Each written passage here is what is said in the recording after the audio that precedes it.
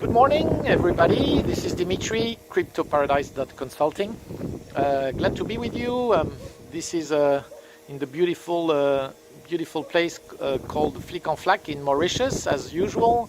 This is the morning of Tuesday, May 26th. And as you see, we're now in middle of Mauritian winter, which is a very hard winter, as you can see. So today I wanted to talk about one very important subject that I really like. It's about the share buybacks that we're seeing on the market since many years, especially last year's, where American airlines, especially, and some others, but especially American airlines, have bought back their own shares. So why do I wish to talk about this subject?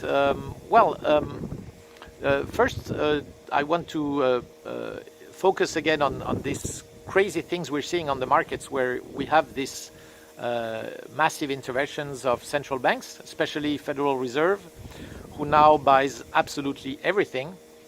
We see how it disrupts the markets, that's for sure. Now, one thing that is really very unfair, let's say, is how companies and airline companies, especially in America, have been buying back their shares since many years.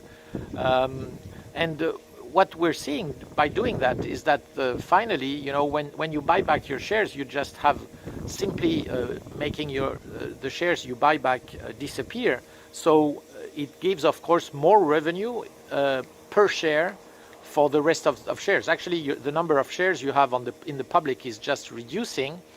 De facto, you get more revenue per share, even though your revenue might have not have stayed the same, or even though your revenue might even have lowered. If you really lower more than you lower your revenue, the number of shares on the market, well, you get a revenue per share that still grows. And that's a big advantage for the shareholders who remain, because they get a better income per share, and you know, you're able to give more bonus to your corporate, to your managers. So we've seen that going on in the last periods, and now as soon as wind turns around, as things turn bad, you know, there is absolutely not 1 cent on balance sheets of those companies, and of course they then come and cry and ask for government help. So this is, of course, completely ridiculous, and absolutely shows you how the game is rigged.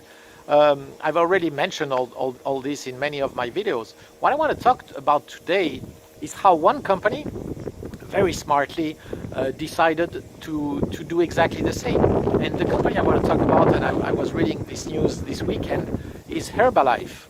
So Herbalife, I guess some of you know it, is a company that has a very simple business model. It's just a multi-level network company. It's basically a Ponzi scheme, which is legal because they still sell a legal product. So it's not illegal, but the way they organize their sales is a very simple Ponzi scheme, where you have a pyramid structure, where you, as a reseller, you buy the products, and then you just find other reseller that's going to be into your network.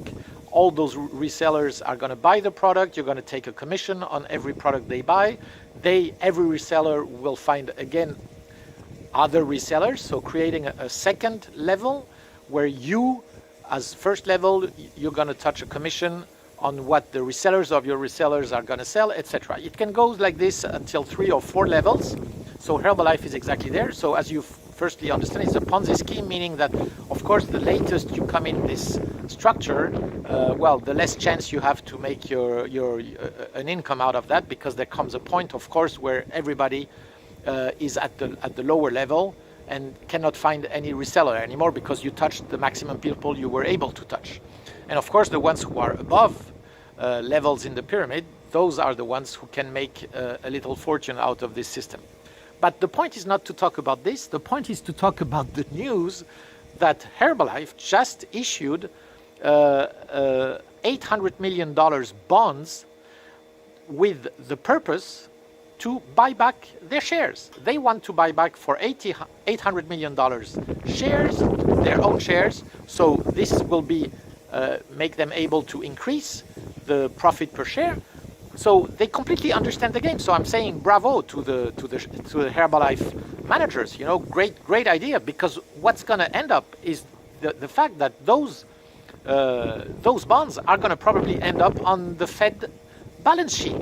So, you know, the story is that now everything that ends on the Fed's balance sheet, it has to be understood that, you know, the real payer is going to be the taxpayer.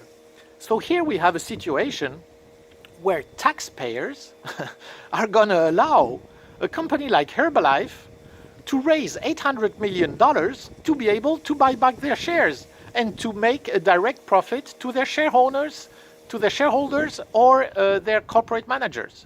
How crazy is that? You know, how crazy is that? So we are in a situation where I think this is not really very well understood by the majority of population, and we see how fraudulent this whole game is. We have now, I'm not saying Herbalife is wrong doing that. I'm saying actually that they're very smart to do that, because taking advantage of this situation and saying very simply, you know, why others could do it, why not us? And I agree with that. Why not them? And, you know, why not everybody? Let's all do the same. Let's all, you know, issue bonds and put them on the Fed's balance sheet. Why not?